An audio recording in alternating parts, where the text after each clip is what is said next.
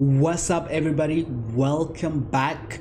Today we're talking about chemical compounds and chemical bonds. I love this chapter, and this chapter is important because up to now you have been looking at chemical elements and atoms.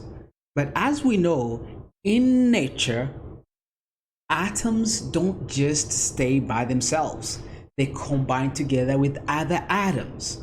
So in our quest to study the properties of matter, the properties of what stuff around us is made of, we have to study compounds, chemical compounds.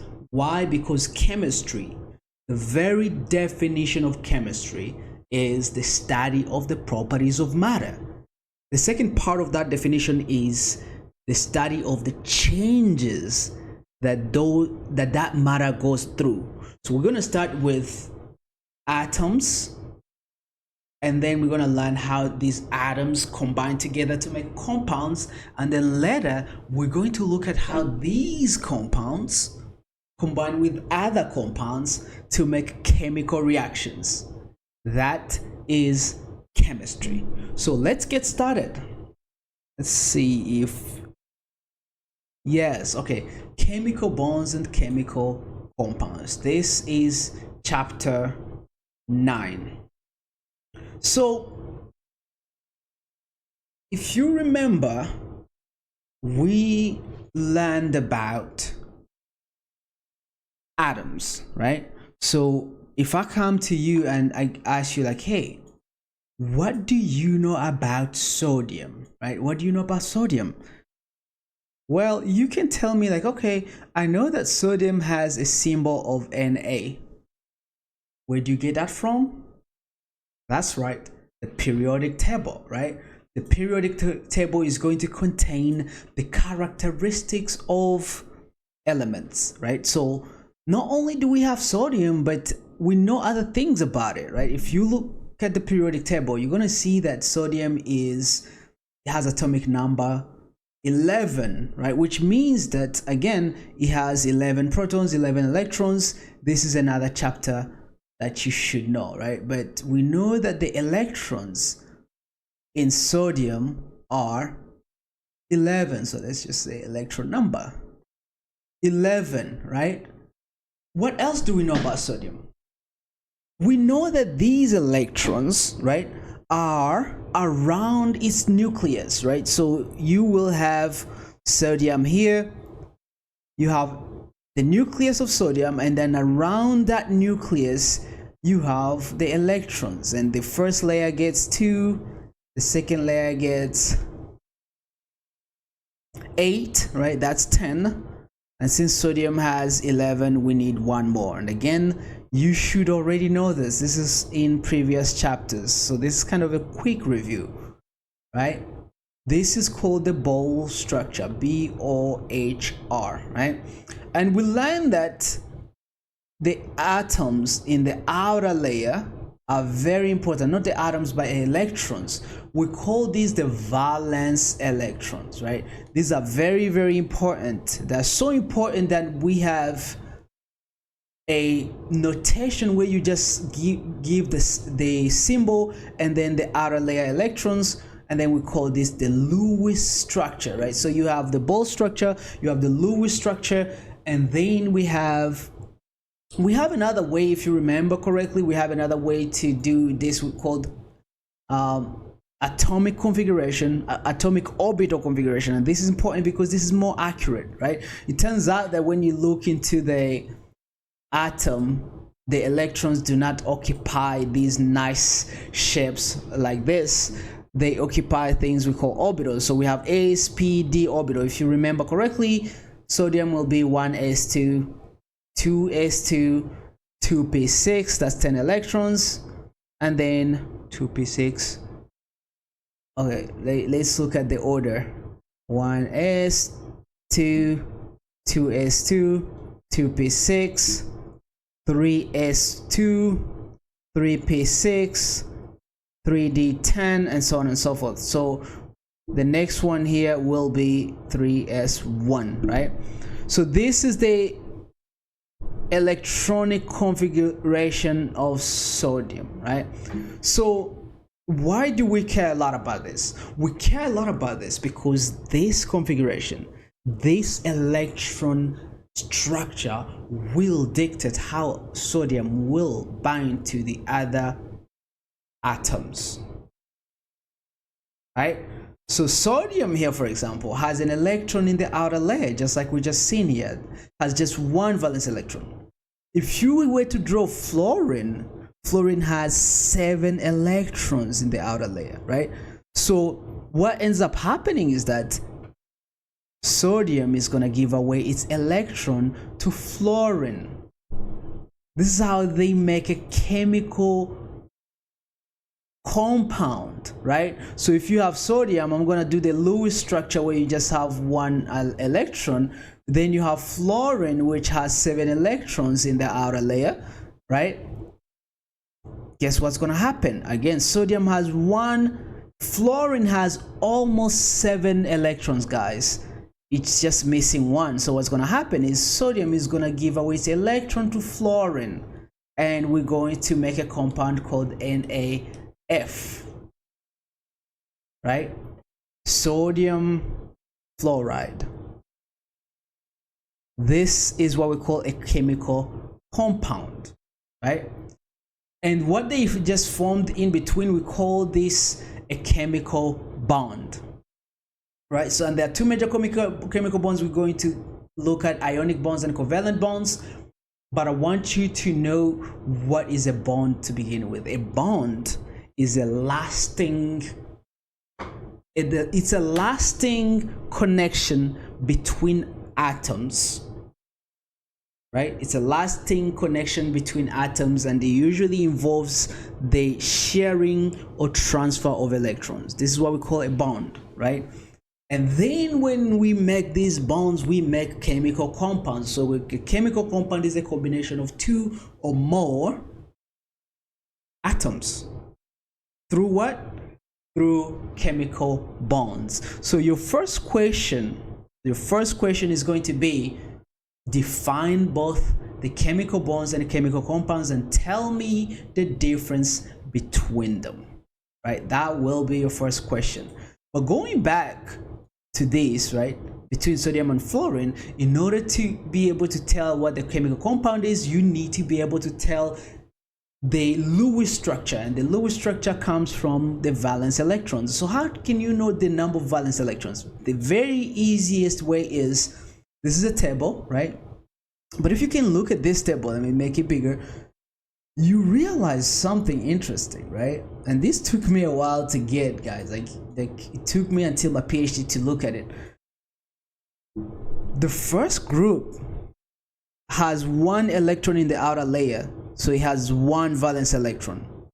The second group has 2 electrons, so it has 2 valence electrons. And guess what? The third group up here has 3 valence electrons. 4, 5 in the 5th group, 6, 7, and 8. So if you know the group number, you know the number of electrons. That's the easiest way, right? So if I ask you like, hey, how would carbon react with hydrogen? You're gonna be like, oh, okay, carbon is in the 4th group, so it has 4 valence electrons. So you just say carbon with 4 valence electrons. Hydrogen is in the 1st group, so it has 1 valence electron. So you're going to be like, okay, hydrogen is going to bind to 1, but then you're going to realize that you need 4 hydrogens, right? 4 hydrogens. Now, this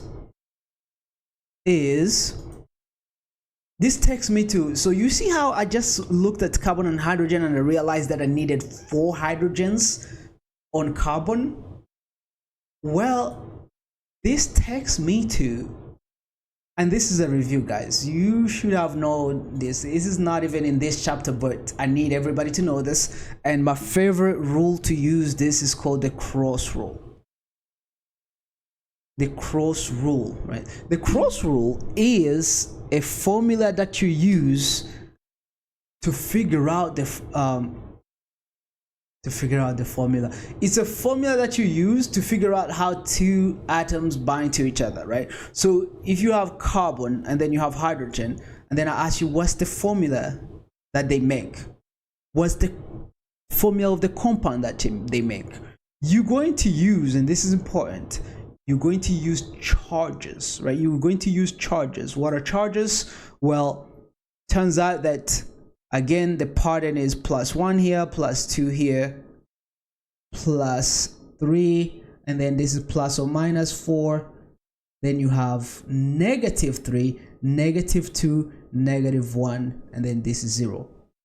I want everybody watching this video, everybody taking this class, to memorize these. We have no other way, no other choice. If you don't remember them, make sure that you remember them. Whenever I give you a periodic table in your exam, you should put this on top, right? +1, +2, +3, plus or minus 4, and then -2, -1, -3, -2, -1, right? Because when you know the charges, then you can make any formula. Why? Because back to the cross rule, carbon is going to be -4, hydrogen is going to be +1, right? And remember, carbon again plus or -4. So if you do the cross rule, look at the cross rule. Carbon gets 1, hydrogen gets 4, so the formula is CH4. That is the cross rule. That's it. What about hydrogen and oxygen, right?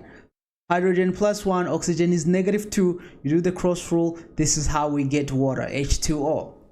What about aluminum and, I don't know, sulfur, right? You go back to the chart, you realize aluminum is +3, sulfur is -2. You do the cross rule, you realize that aluminum gets 2, sulfur gets 3. This, guys, is how we make chemical compounds. Very important. This is how we make chemical formulas of chemical compounds. So my second question is going to be, consider sodium and oxygen. Give me their individual Ball and Lewis structures first, right? Individual Ball and Lewis structures. And in a minute, the next question is going to be, how do they combine? But again, we're going to start small. We're going to talk about the individual Ball and Lewis structures. But going back to the compounds and bonds, right? We're going to have two types of bonds. Two types of bonds. What are the two types of bonds? We have ionic bonds and covalent bonds. Everybody needs to know what the difference is. Ionic and covalent bonds. Let's start with ionic bonds. Ionic bonds, right? Ionic bonds are, so for each one of these, ionic bonds and covalent bonds, I'm going to give you three major characteristics, 3 major definitions, and 3 major differences between the two. So ionic bonds, number 1 is they are made of metal plus non-metal. This is very important, right? Metal plus non-metal. This is ionic bonds, right? So if we go back to the periodic table, the blue here all the way in the corner is non-metal, all the green is metal, right? So the easiest way, in case you didn't know, the easiest way to be able to tell whether something is metal or non-metal, we're going to start from B, from behind B, right? From behind B, you draw the steps, right? So this, I call them the metal steps. The metal steps, and I call them the metal steps so that I remember that they separate metals and non-metals, right? So the blue is non-metals, the green is metal, and as you can see, this nice step separates them very well. And guess what? Everything around this step is what we call a metalloid. Metalloid is something that we cannot classify quite as a metal or a non-metal because it's kind of in between. We call them metalloids. So we have metals, non-metals, and metalloids, right? So everything around this line is metalloids except what? Except aluminum, which we know that it is a metal. And everything on this side is non-metal except hydrogen on this side, which we know hydrogen is a non-metal, right? So a combination between a metal and a non-metal is an ionic bond. Very easy, right? But in addition to that, whenever you take, so let's say an example is Na, which is sodium, and Br, which is bromine. Na is metal, B is non-metal. This is a ionic bond, right?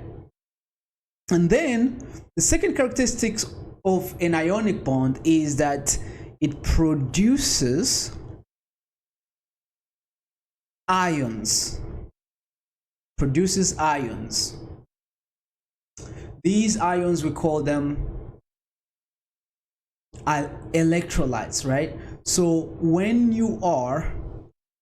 these are dissolved in water, they don't stay together. So NaBr, when dissolved in water, it doesn't stay the same. It becomes Na plus Br minus,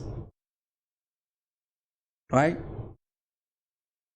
This is an important characteristic of metals. By the way, the electrolytes are the same electrolytes that everybody should take. When they say take your electrolytes or take your minerals, they're talking about these ions dissolved in water, like sodium and potassium and so on and so forth. Now, the third one is going to be an important one. And going back to my earlier example, right? If we take sodium and fluorine, which this is also an ionic bond because sodium is positive, sodium is metal, fluorine is not metal, you will realize that sodium is giving away its electron to fluorine. We already seen this, right? We already seen this here too. Sodium gives away its electron to fluorine, right? So ionic bonds involve transfer of electrons. We give away electrons. One gives away, the other one receives. It's a transfer of electrons. So these are three very important characteristics when it comes to ionic bonds. Now let's look at covalent bonds. Covalent bonds are going to be different in these three categories, right? The first category that we talked about was, what are the two things? For covalent bonds, it's a non-metal and a non-metal, right? Non-metal plus non-metal. An example is NH3, right? N is non-metal, H is non-metal. Both are non-metals, so you have covalent bonds. They don't produce ions, so they don't produce ions or electrolytes when they are dissolved in water. And third, instead of, so consider this, right? And I can draw it. I can draw it to show you. So N bound to hydrogen, right? Boom, boom. And we'll talk about how to draw it in a minute. But these electrons, instead of sharing, because we don't form ions, instead of transferring, hydrogen is not going to give away its electron to nitrogen. No, hydrogen still needs the electron as well. So instead of giving away or receiving, they are going to share. So here you have sharing of electrons, right? Instead of transferring electrons, we're going to share electrons, right? So if you look at this, you see that, for example, right? Let's look at two examples, right? So you have NaCl, right? NaCl, 7 electrons on chlorine. NaCl versus HF, right? This is ionic, this is covalent, right? So notice that the electron here is being given away to make Na plus Cl minus, right? Cl minus, if you remember correctly about ions, Cl minus, all it means is it's a chlorine atom that has gained an extra electron, and a plus means an atom of sodium that has lost one electron. Here, HF is a sharing of electrons. We do not transfer, we share, and there are no ions, right? So that is the difference between ionic compounds and covalent compounds. A very important distinction that we need to know. We absolutely need to know, right? Now, one more thing about covalent compounds, right? We can form covalent compounds with the same atoms, right? So O2 is a covalent compound. Why? Because it's oxygen bound to oxygen, and both are non-metals. So O2, H2, F2, these are all covalent compounds. In fact, we call these diatomic elements. Diatomic elements. Now, these diatomic elements are elements that in nature do not like to be by themselves, right? Let me show you how to remember them, because there is a reason why we need to remember them. I'll give you the two easy way to remember the diatomic elements, right? So one way is to just draw a line here, right? No, not there. You draw a line here, right? It's like a little, from nitrogen here, right, to I. So I call this N to I corner, right? But again, this is what I call it in my head to remember it. You can call it something else, but this is an N to I corner plus hydrogen. Hydrogen also comes in pairs, right? So hydrogen in nature is H2, nitrogen is N2, oxygen is O2, iodine is I2. So these are diatomic elements, right? Another easy way to remember them is a mnemonic. I call this have no fear of ice cold beer, right? Have no fear of ice cold beer. This is another easy way to remember diatomic elements, whichever one works for you. But these diatomic elements come in pairs, and pairs of what? Pairs of their own elements. What type of bond? Covalent bonds, right? So these are still covalent compounds, right? Covalent compounds. Even though they are bound to themselves, we call them covalent compounds, right? Now, sometimes we will also have to do double bonds. So, for example, right, oxygen bound to oxygen, right? And we'll talk more about how to draw this, guys. Don't be intimidated. I'm just giving you examples. It will need two bonds. So these are double bonds. So covalent bonds can be double bonds or triple bonds, right? So when you have a double bond, guys, it's stronger and it's shorter. This is a good multiple choice question, right?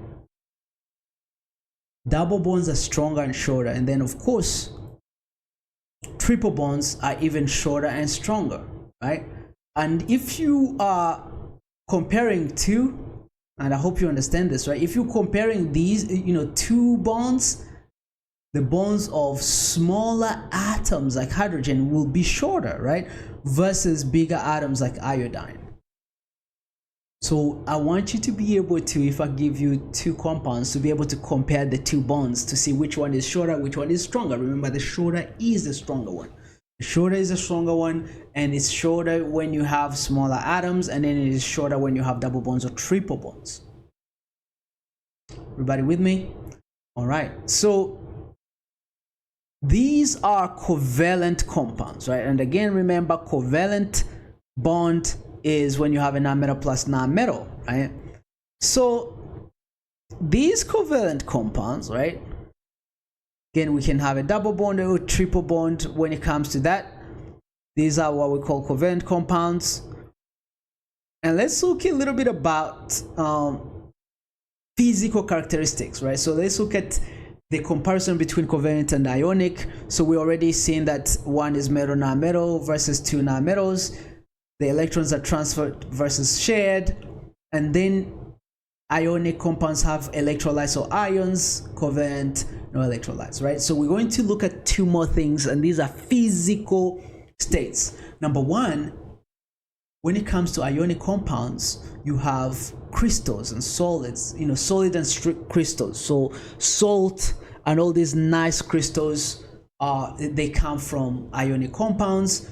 But covalent compounds can be anything, right? They can be crystal, they can be plastic, they can be liquid. So covalent compounds, they change a lot. Another very important distinction is that when it comes to boiling and melting, which is the temperature at which a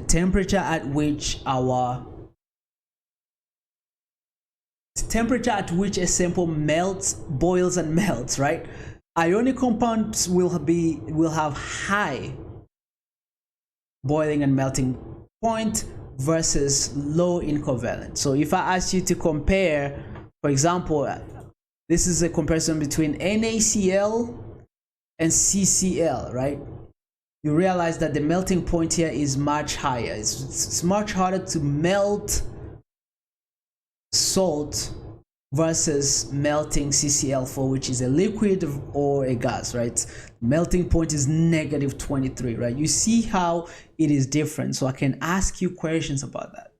And question number 3 is, if you look at question number 2, the 2 atoms that I gave you in question number 2, right? I want you to tell me what type of bond would result in combination of the two. What type of bond? So actually tell me this, right? What type of bond will result in combination of the two? And then I want you to attempt to draw it. Okay, that's not, we're going to draw it in the next question. What type of bond, right? Is it ionic or is it covalent? And then based on the bond, tell me the characteristics, right? So what type of bond, and then based on that, what are the characteristics of that bond? All right. I think that's good. That is good. Now, let me introduce another interesting concept, right? When it comes to covalent compounds, some of them are called polar covalent compounds. Why? Because even though, okay, so ionic compounds usually involve transfer of electrons. But if you remember, covalent compounds involve sharing of electrons. Well, polar covalent compounds are when you are sharing electrons, but you're not sharing them equally.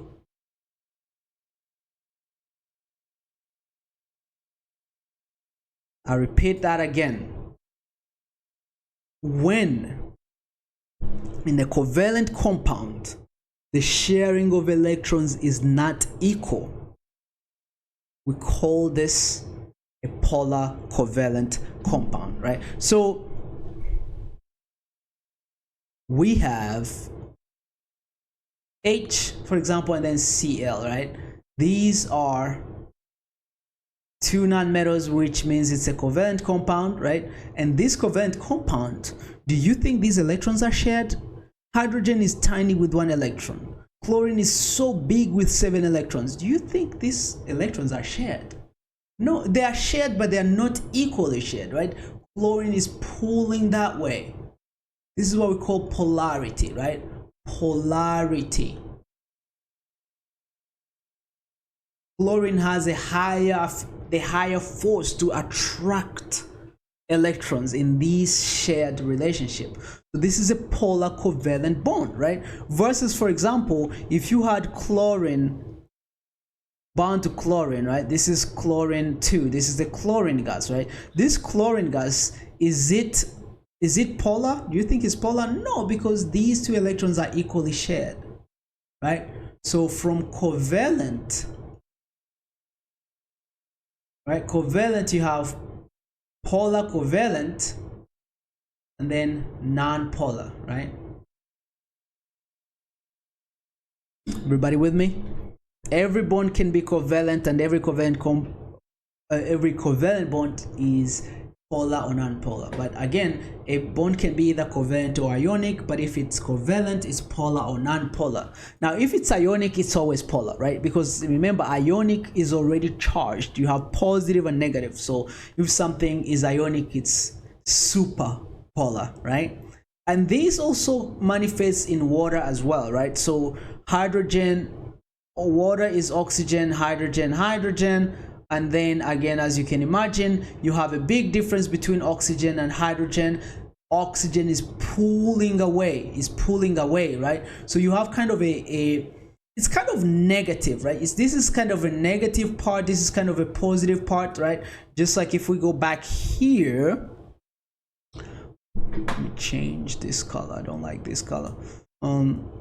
So if you have hydrogen is kind of like on the positive side, but it's kind of weirdly positive because again, we don't have charge here. It's kind of like positive because it's giving away its electron, negative because this is attracting, right? So we call this polarization. This is how we write down polar compounds or polar bonds. It's a very important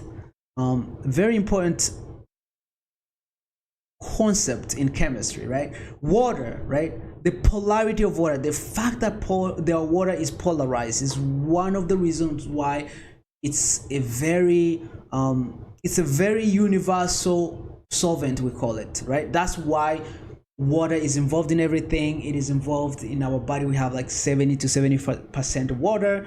That is why whenever we go look for life, we look for water, because water is the medium of life. And one of the reasons why it's the medium of life is because it has a high polarity, right? So polarity is important, and we'll get back to it actually in the next chapter. We'll revisit polarity. But when it comes to polarity, we have this concept called electronegativity, right? Electronegativity, and this electronegativity is the ability of an atom to attract electrons, right?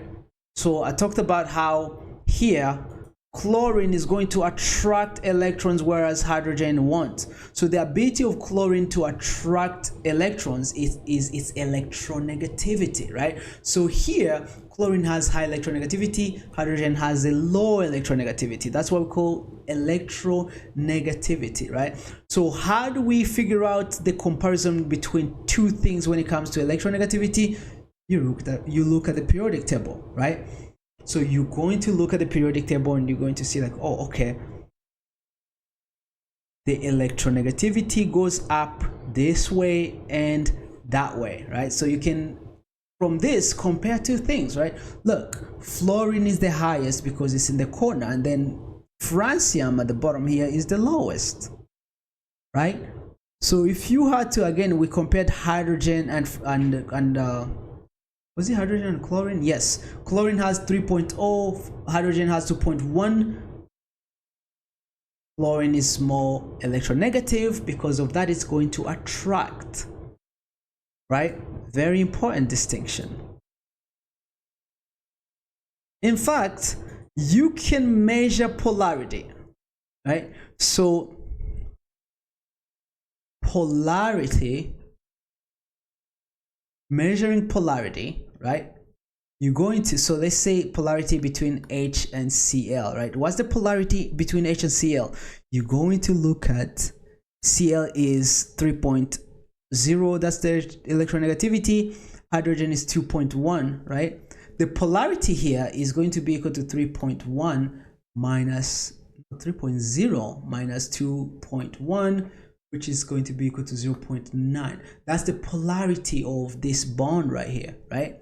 What if I have like HBr, right? What's the polarity of this bond, right? Br has 2.8, right? So this is going to be 2.8 here and then 2.1, right? So the polarity for HBr is going to be equal to 2.8 minus 2.1 is going to be 0.7, right? So between these HCl and HBr, which one do you think is more polar? It's the one with the highest polarity, right? HCl is more polar than HBr, right? So question 4 is, which of the two is more polar? H2O or HCl? H2O or HCl, which of the two bonds, bond between H and O and then bond between H and Cl, which one is more polar? And explain it using a drawing, just like I just explained it, right? So this is how electronegativity differences increase, right? So a covalent bond has really low electronegativity. So an example is like Cl2, right? Low electronegativity. Why? Because low difference in electronegativity, because the difference is 0 here, right? It's chlorine minus chlorine. Polar covalent, we can have like something like HCl. It has polarity, right? So electronegativity already seen there's 0.9, right?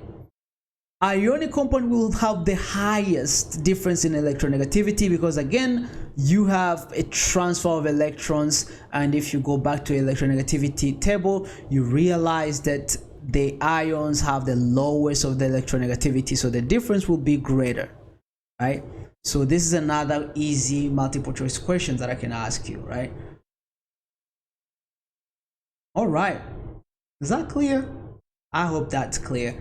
And this is another example. I asked you, classify the bonds as ionic, polar, covalent, or covalent, and then after that you can so I can give you like two bonds, right, between CS and Cl. Are they ionic, polar, covalent, or covalent? CS is metal, so you already know that it's ionic, right? H2S, H and S are non-metal, right? H and S are non-metal, so you know it's covalent, but there is an imbalance between H and S, so you know that it's polar covalent, right?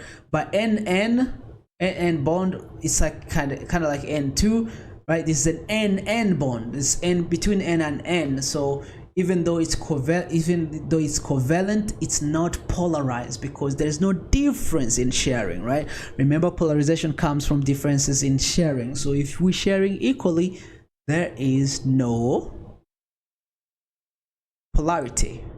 All right, so I hope you understand very well the meaning and differences between ionic bonds, covalent bonds, polar covalent bonds versus non-polar covalent bonds. I hope you understand how, if I give you electronegativities, or even if I don't give you electronegativities, you will be able to compare the polarity between two things. Why? Because we can tell the trend of how electronegativity increases, so we can compare two things, right?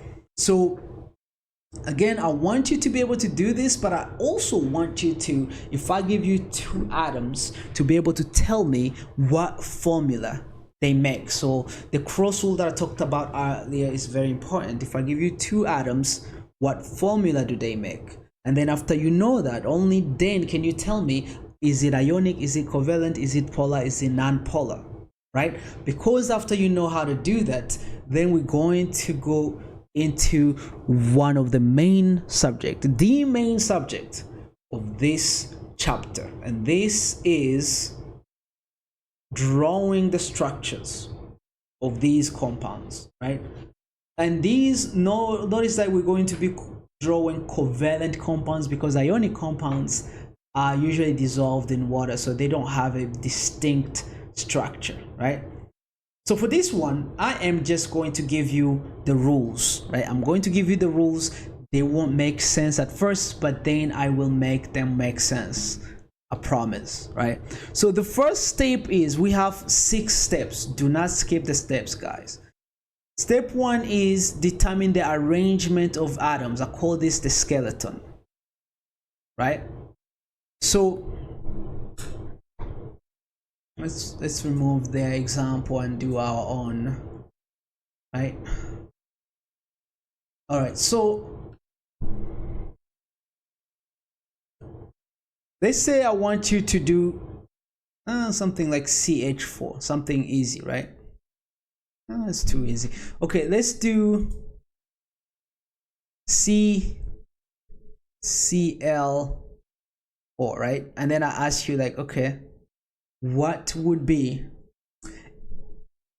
the structure of CCl4? At first, the skeleton or the arrangement of atoms, right? So this is the easiest step because your role is what goes in the middle. And usually it's the easiest way, right? It's like, hey, you have 1 carbon and 4 chlorines. Which one goes in the middle? Surprise, surprise. Carbon goes in the middle because you have 4 chlorines around, right? But sometimes if you have let's say you have 4 different atoms, which one goes in the middle? It's usually the one with the lowest electronegativity, right? Or if you have hydrogen, it will go around, right? If you have hydrogen, it will go around. And if you have what we call halogens like chlorine, fluorine, iodine, bromine, they will also go around, right? So it's the easiest when you have a number like this because you'll be like a carbon goes in the middle, chlorine on this outside, chlorine on the outside, chlorine on the outside, chlorine on the outside, right? So this is the skeleton. Step 1 was the skeleton. Step 2, by the way, okay, so step 2 to 4 are to calculate electrons. So we're going to leave the skeleton on step 1. We're going to come back to it on step 5, right?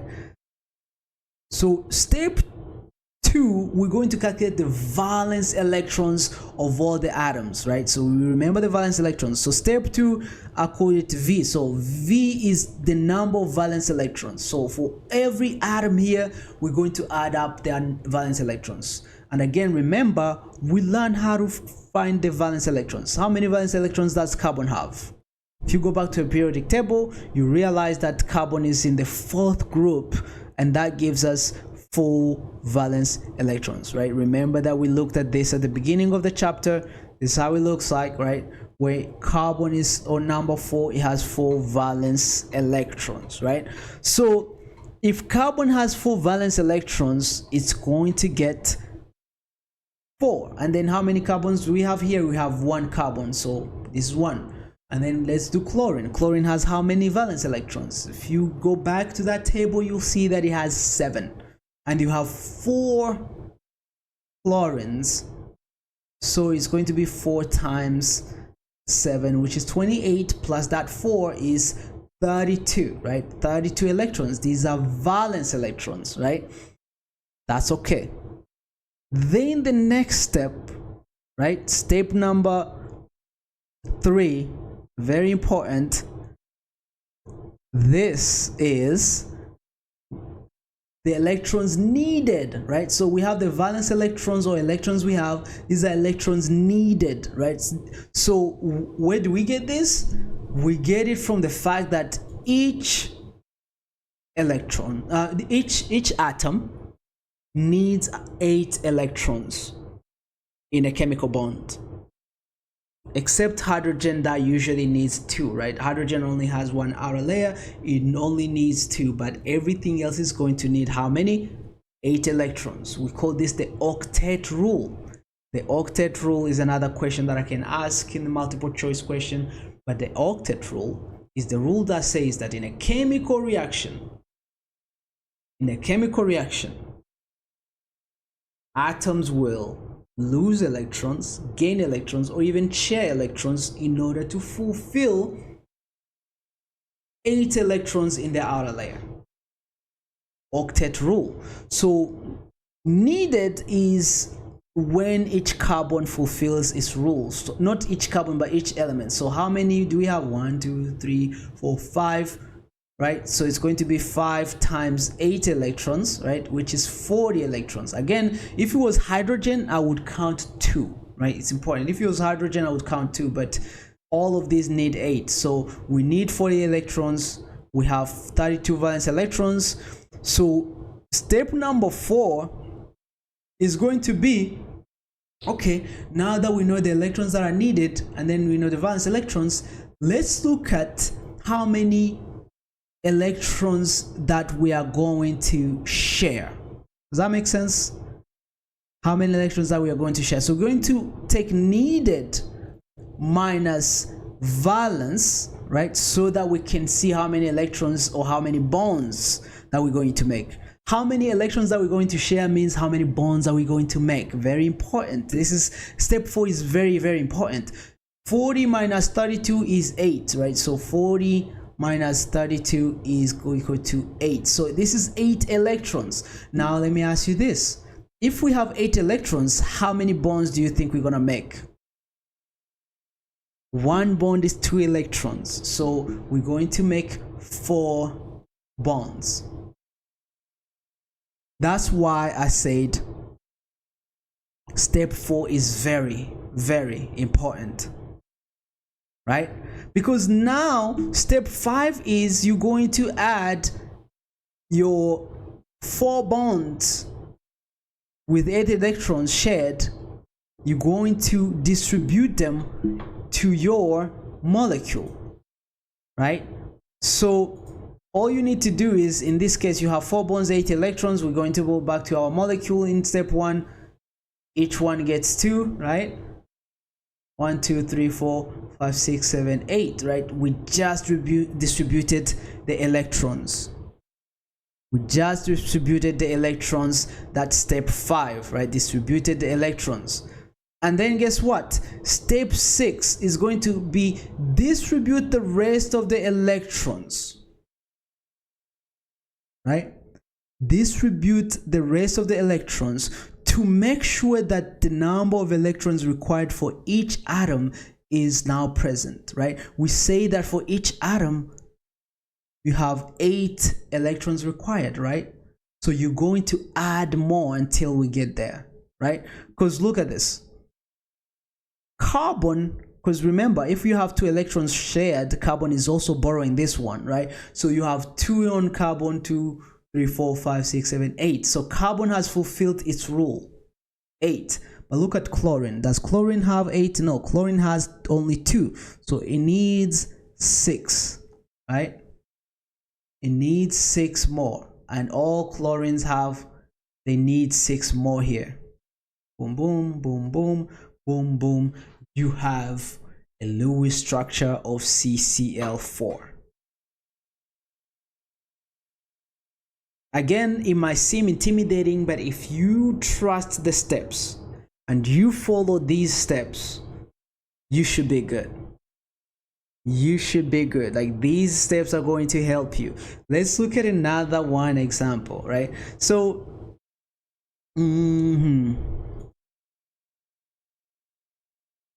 yeah, these steps from your book are confusing, so let's remove them and use our own steps, right?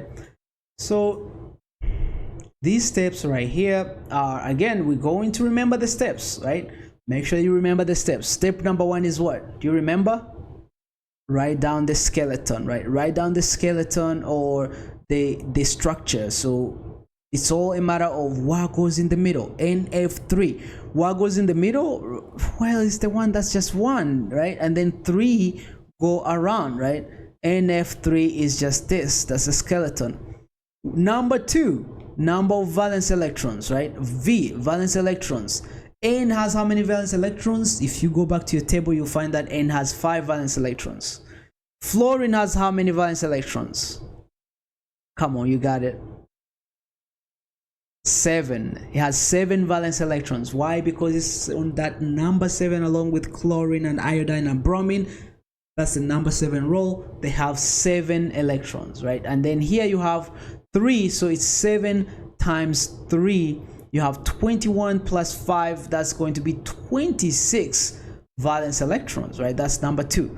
Number 3 is how many electrons that are needed. So this is my N. It's the needed, the number of needed. Each one of these 4 needs 8 electrons in a bond, right? So we're going to say 8 times 4, which is what? Which is 32, right? And then number 4 again is going to be our electrons, right, which is needed minus the valence, the number of electrons that are shared.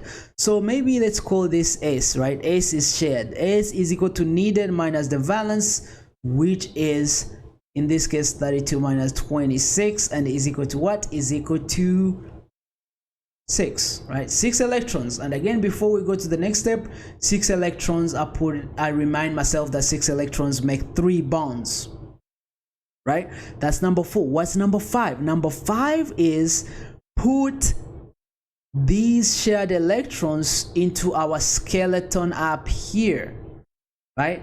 So the shared electrons, the 6 shared electrons under the 3 bonds, we're going to go boom, boom, boom, right? That's number 5. We got number 5. And number 6 is we are not done, right? We're going to fulfill the octet rule that we say that we needed. So for number 6, we are going to be like, okay, okay, fluorine. Let's start on fluorine. We said that fluorine needs 8. How many does it have? It has 2, because it has 1 and then shared another one with nitrogen. How many does it need? It needs 6 to fulfill 8, right? Boom, boom, boom, boom, boom. Like everyone has 6. Every fluorine has 6. And then look at nitrogen. Nitrogen has 1, 2, 3, 4, 5, 6. How many does it have to have, if you remember correctly? It has to have 8, because it's an octet thing, right? So we have 2 more left. Where do we put them? As pairs. And this, guys, is the Lewis structure of NHNF3, right? So when you do many of these, you should start to get familiar with these steps, and eventually you're going to start doing them automatically. You will start doing them automatically, but again, make sure that you get familiar with them, right? And to give you an example where you have like hydrogen, so I'm going to kind of give you some cases that might be a bit difficult. They're not difficult really, but let's say we have okay, let's do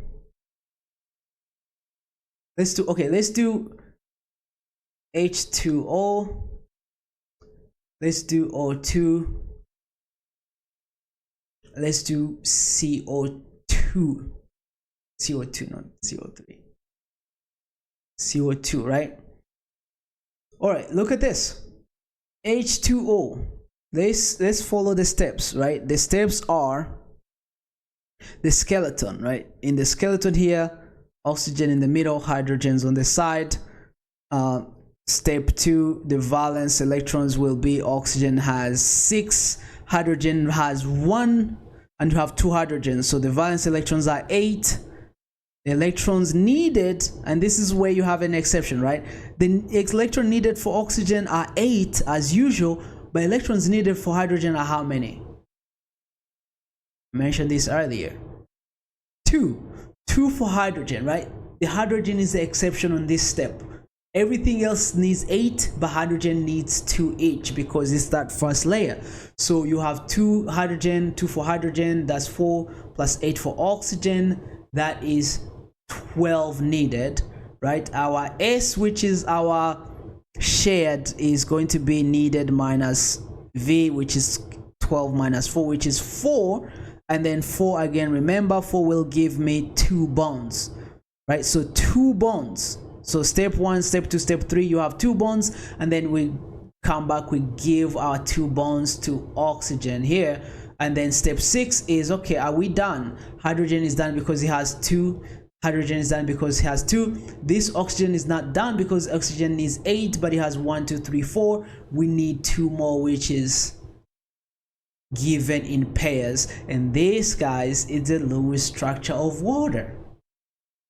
That's the Lewis structure of H2O. Again, this is, I wanted to show this to you as a special case. Why? Because it has hydrogen, right? So when we're counting on this step 3, we're going to use 2 for hydrogen, right? Now another weird one, oxygen, right? If I tell you to give me the Lewis structure of oxygen, what are we going to do? Well, there's nothing in the middle, right? Because oxygen faces oxygen, right? Nothing in the middle. But again, follow the steps, guys. Do not skip the steps, right? So the valence electrons for oxygen, 1 oxygen is 6, 2 oxygen is 6 times 2. is 12, right? Our needed is oxygen is 8, the other oxygen is 8, so that's 16, right? Our shared is needed minus valence, which is 16 minus 12. This is 4, right? This is 4. And then the next step is, okay, now that we have 4 electrons, parenthesis, we gotta have 2 bonds, right? I gotta have 2 bonds, and I want you to pay attention, right? If you say we are gonna have 2 bonds, and then we make a bond between oxygen and oxygen, where is going to be the next bond? Where do we put the next bond, guys? What do you think? Double bond. This is where we make a double bond, right? So this is where a double bond comes from when it comes to this, is because shared electrons are 4, even though it's 2 atoms, right? And then we can't skip steps. The next step is, let's count and make sure that we have all of the octets. So oxygen here has 1, 2, 3, 4. It needs 4 more. So we're gonna give it 2 pairs. This oxygen here has 1, 2, 3, 4. It needs 4 more, and then it needs 2 pairs. And this, guys, is the structure of the oxygen gas, right? The oxygen gas that you are breathing right now. This is its structure, and that is how we introduce double bonds, right? Now let's see what happens in CO2, which is the thing that you are breathing out, right? So again, we're going to follow the same story, the same rules, right? So CO2, what goes in the middle here, right? Carbon goes in the middle because it's a single one. Oxygen, that are 2, will surround it, right? That's step 1. Step 2, what are the valence electrons, right? Carbon has how many valence electrons, if you remember correctly? 4, that's right. Oxygen has 6 valence electrons, but you have 2 oxygens, so it's 6 times 2 is 12, right? So we're going to have 16 electrons, right? What about needed electrons? So each one of these needs 8 electrons, right, to fulfill the octet rule. So it's 8 times 3, which is 24 electrons, right? And then look at this. A's, which are shared electrons, are going to be N minus V, right, which is 24 minus 16, which is equal to what? Which is equal to 8 electrons. The 8 electrons give us how many bonds, guys? 4 bonds, right? So again, same story. Look at this. We're going to make 1 bond here, 1 bond here, but we're not done. We need 2 more, right? Where do we get them from? Double bonds, right? So we're going to make double bonds here. And after we make double bonds, we're going to do the last step, number 6, which is it's double check. Carbon has 1, 2, 3, 4, 5, 6, 7, 8. So carbon has fulfilled its octet, but oxygen has 1, 2, 3, 4. We gotta give it its pairs to fulfill 8. Oxygen here, same story. And this is the structure of the CO2.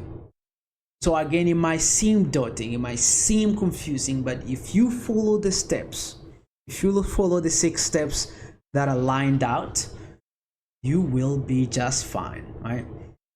Let's look at a few other use cases that are weird, right? So polyatomic ions. So you have seen ions that are, again, these are groups, and you've seen them before, right? I hope you've seen them before. These are groups of atoms that seem to kind of collect together and work together and act as an ion. In fact, they act as an ion to the point where they bind to other ions, right? So these are also ionic compounds, but if you can see, it's a group of non-metals, right? So this needs a structure. It has a distinct structure. But for example, this will combine with sodium to give us Na2CO3, right? So this compound, the CO3, we call it carbonate, is a ion, right? It's a polyatomic ion. And then, notice the 2 minus. The 2 minus shows us that it's an ion. If you remember, and this is going to help us, right? If you remember 2 minus, what does that mean? It means that we have 2 extra electrons, right? So let's draw CO3. Because it's weird, because again, remember, when carbon binds with oxygen, usually we have CO2. So how do we get CO3? Well, follow the rules, right? Step number 1, carbon is in the middle, oxygen around. Carbon in the middle, oxygen around, and then you have 3 of them, right? Right, okay, so carbon in the middle, oxygen around, 3 of them, right? That's step 1. Step 2, valence electrons, right? Carbon has 4 valence electrons. Oxygen has 6 valence electrons times 3 in this case, right? Which is 18. 18 plus 4 is 22. All right, so the electrons that are needed are 8 for each, right? And we have 4 atoms, so it's 8 times 4, which is going to be equal to 32, right? And then shared electrons are going to be equal to n minus v, which are 32 minus 22. It's a lot. 10 electrons. That's crazy, right? 10 electrons. And by 10 electrons, we have how many bonds, guys? 5 bonds. We gotta get 5 bonds because again, each bond is 2 electrons. So let's give our bonds. Look, we have 1, 2, 3. We're not done. We need 2 more. So what do we do? If you remember, we make double bonds, right? So these are 5 bonds. And now that we have 5 bonds, we do the last check, which is add extra atoms, right? Add extra. Oh, wait. 1,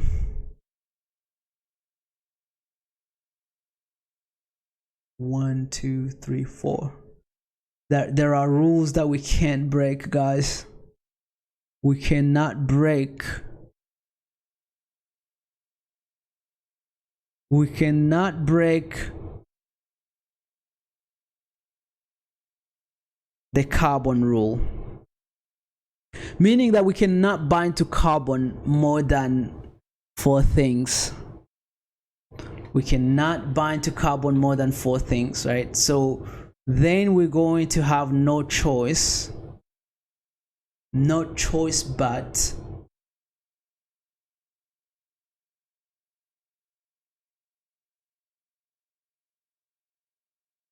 but to make more pairs, right? So we're going to do 1, 2, 3, 4, and then we're going to make pairs. So here we're going to make 1, 2, 3, 4, 5, 6. This is step 6, right? Step 6 is 1, 2, 3, 4, 5, 6. And then here 1, 2, 3, 4, 5, 6, 7, 8, right? To make sure that all oxygens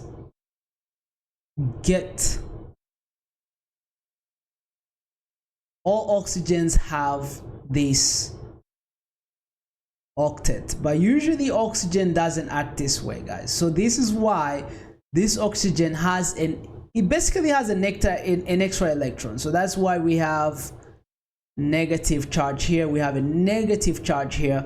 This is why it is a negative 2, right?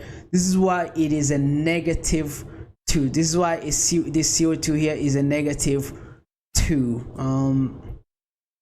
What's this one, right? Yeah, that's exactly how it is, right? So this is why it is a negative 2. But one more thing that I want to introduce to you when it comes to these guys, and this is important, this is very important, right? You see how we just drew this?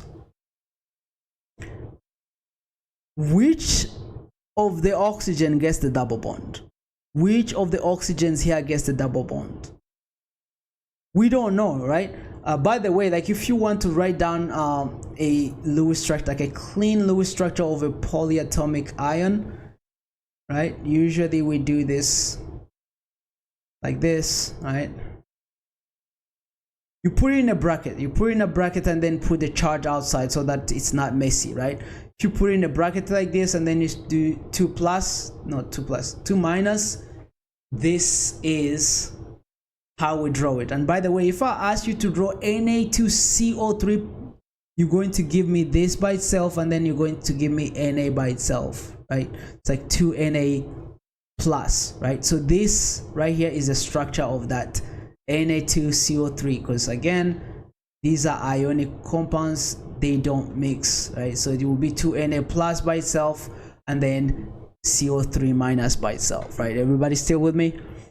All right, we're almost done. We're almost done with the chapter. So resonance structures, right? Resonance structures are when you have a double bond, just like in CO3, right? This bond right here, we don't know if it's here or here or here. So in fact, it jumps. It can jump from somewhere, from here to another, from here to here to here to here, right? So we call it resonance structure, right? This is when two or more Lewis structures of a single molecule can they exist, right? You have one or two more Lewis structures for a single molecule, and it cannot be represented accurately by just one. Cannot be represented accurately by just one. We call these resonance structures. Very important, very important concept, right? And I want everybody to understand this concept, right? All right, so another concept that I want you to understand is, before we do that, question number 3 is draw the structure of calcium sulfate. Draw the structure of calcium sulfate, and you're going to use all of the tools that we just talked about, right? As you can see, calcium is a metal, sulfate is a sulfate ion, so it's a polyatomic ion of sulfate, 2 minus like this. So you're going to basically draw both of them. That is all the hint that I'm gonna give you. That is question number 5. All right, that's question number 5. Now, another concept that I'm going to give you very quickly, because we're gonna get back to it in the next chapter, is called a formal charge, right? A formal charge is the difference between the number of valence electrons in an isolated atom and the number of electrons in a Lewis structure. Formal charge is the difference between the number of valence electrons when it's by itself versus the number of electrons given to it in a Lewis structure, right? So it's going to be, you take the number of valence electrons in a free atom, you subtract the number of non-bonding electrons, and then you subtract the half of the bonding electrons, and we call this a formal charge. A very important number that we will revisit later. But if I ask you like, hey, what's the formal charge of carbon in this Lewis structure right here, right? Formal charge of this carbon, of one carbon, like carbon here, right? This carbon right here, what's the number? What's the formal charge, right? We're going to say, okay, the number of valence electrons, right? Carbon usually has 4 valence electrons in a free atom, right?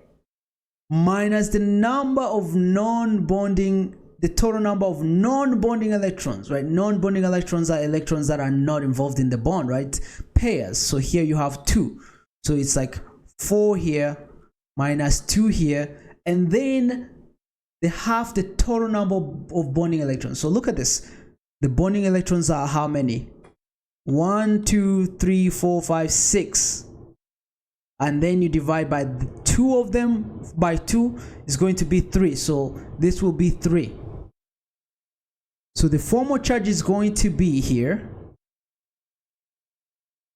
4 minus 2 minus 3, which gives minus 1, right? So here you have carbon, the formal charge of carbon here is minus 1, If you do the same here with this oxygen, it's going to give you +1. Everybody with me? That is how you calculate a formal charge. Very, very important, right? Very important. Everybody needs to know how to calculate formal charge. Most of the time you want a formal charge of a neutral atom to be equal to 0. So that's why you have +1 here. You have -1 and +1, they equal up to 0, right? That is what we call a formal charge, right? Formal charge. So for neutral atoms, again, this is what I just said pretty much, right? For neutral molecules, right? Formal charge, there are no, so for neutral molecule, a Lewis structure in which there are no formal charges is what we want. So we want no formal charges. And if you have large formal charges, we usually don't like that. We don't like that if you have large formal charges. So again, if I give you a formula like CH2O and I ask you to draw a structure and you come up with this structure versus this structure, right? You're going to go with the one that has 0 to no formal charges versus the one that has higher formal charges. So the most likely Lewis structure is the one with 0 to no, little to no formal charges, right? Very important, very, very important if I want you to know. So we're going to revisit formal charge in the future. So make sure that you don't forget about formal charges. We love to use formal charges for other things as well, but it's a formal charge that you have in a structure, and we use that formula of those electrons, right? Now, I talked about earlier how energy, right? We have energy between bonds, right? So we talked about how, let me go back here and show you the energies between bonds, right? So there are length between bonds, then there are energies between these bonds. And as you can imagine, it takes a lot of energy to form these bonds, and then it takes a lot of energy to break these bonds. This is how we make chemical reactions, by the way. The chemical reactions happen by breaking bonds and making new bonds, right? So for each bond formation or bond breakage, we have different energies, right? We have different energies. And as you can imagine, the formation of double bonds are higher, right?